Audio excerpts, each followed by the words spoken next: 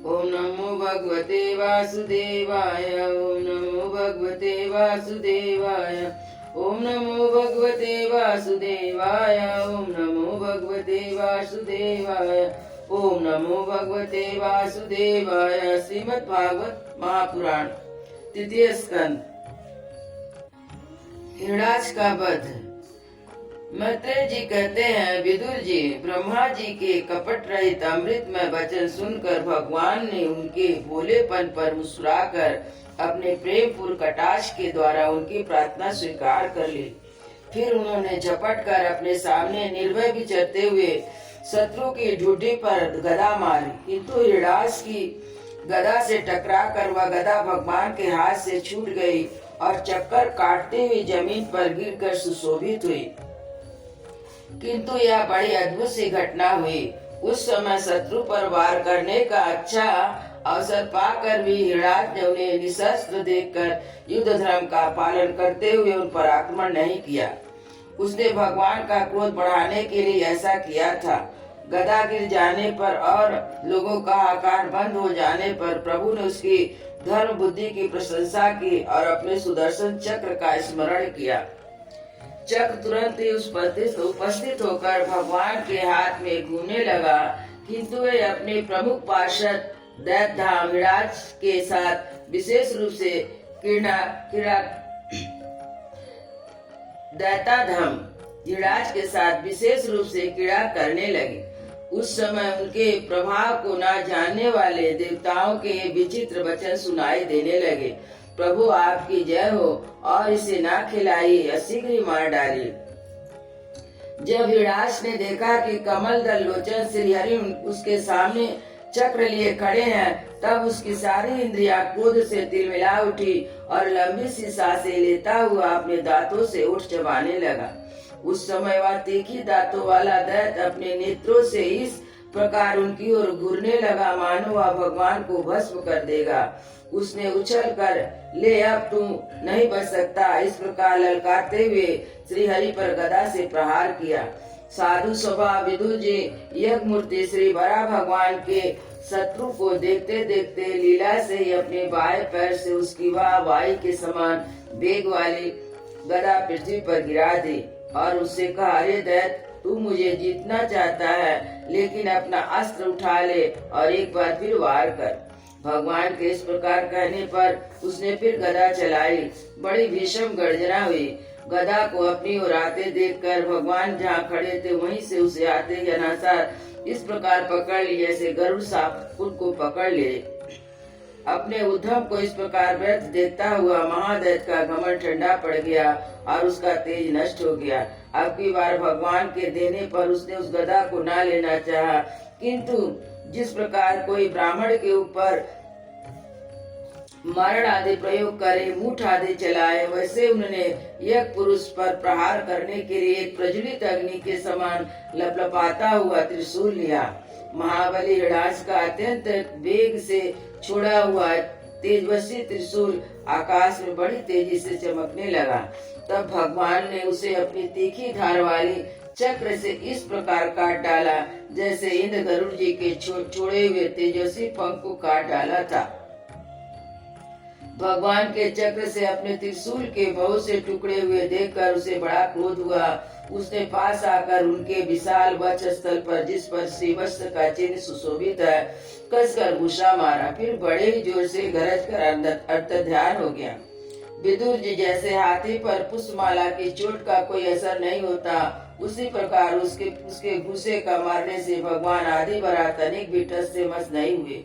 तब वह मायावी दैत्य मायापति श्री हरि पर अनेक प्रकार की मायों का प्रयोग करने लगा, जिन्हें देखकर सभी प्रजा डर गई और समझने लगे कि अब संसार का प्रलय होने वाला है। बड़ी प्रचंड आंधी चलने लगी, जिसके कारण धूल से सब ओर अंधकार छा गया।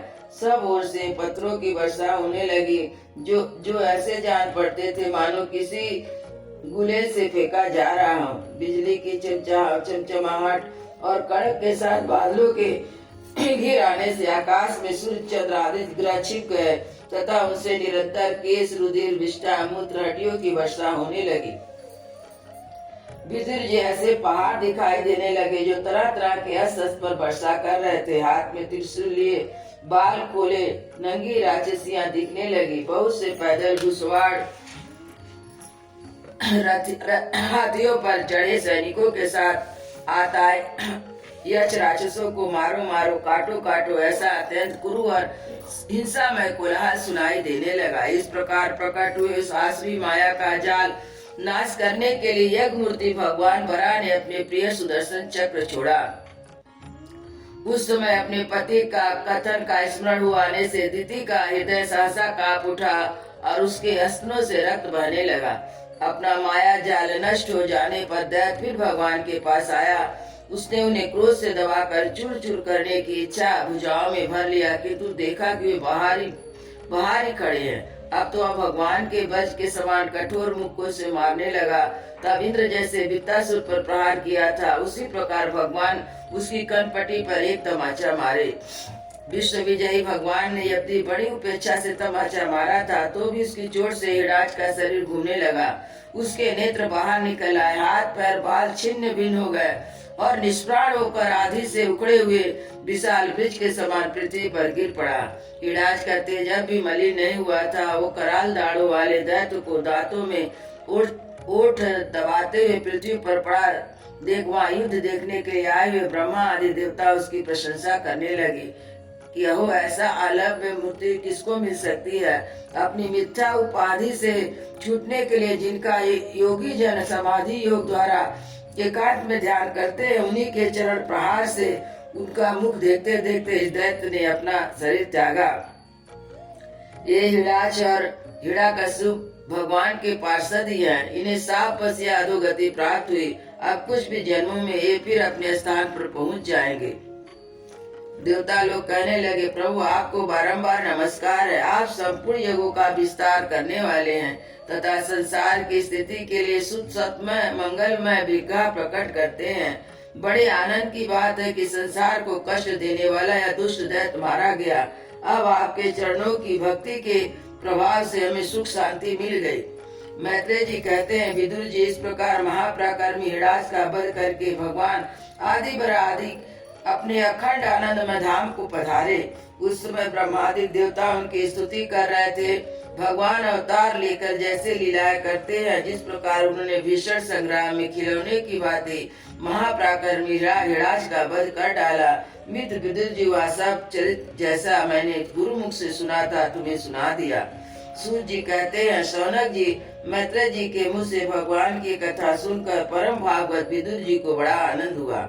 जब अन्य पवित्र कीर्ति और परम यशस्वी महापुरुषों का चरित्र सुनने से ही बड़ा आनंद होता है, तब श्री वसधारी भगवान ललित ललाम लीलाओं की तो बात ही क्या है।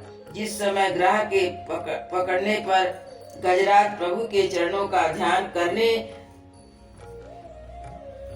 और सब ओर से निराश होकर अपनी शरण में आए हुए सरल हृदय भक्तों से सहज में ही प्रसन्न हो जाते हैं, किंतु दुष्ट पुरुषों के लिए अत्यंत आराध्य उन पर जल्दी प्रसन्न नहीं होते। उन प्रभु के उपकारों को जानने वाला ऐसा कौन पुरुष है जो उनका सेवन ना करेगा। शौनक आदि ऋषि पृथ्वी का उद्धार करने के लिए वराह रूप धारण करने वाले श्री हरि इस हिराज का वध नामक परम अद्भुत लीला को परम पुरुष सुनता गाता अनुमोदन करता है। ब्रह्म हत्या जैसे घोर पाप से सहज छूट जाता है। यह चरित्र अत्यंत पुण्यप्रद है, परम पवित्र है और धन और यश की प्राप्ति कराने वाला, आयु वर्धक है और कामनाओं की पूर्ति कराने वाला तथा युद्ध में प्राण और इंद्रियों की शक्ति बढ़ाने वाला। जो लोग इसे सुनते हैं उन्हें अंत में श्री भगवान का आश्रय प्राप्त होता है। अयोध्या श्री राम लला की जय, वृंदावन बिहारी लाल की जय, श्री गुरु महाराज की जय।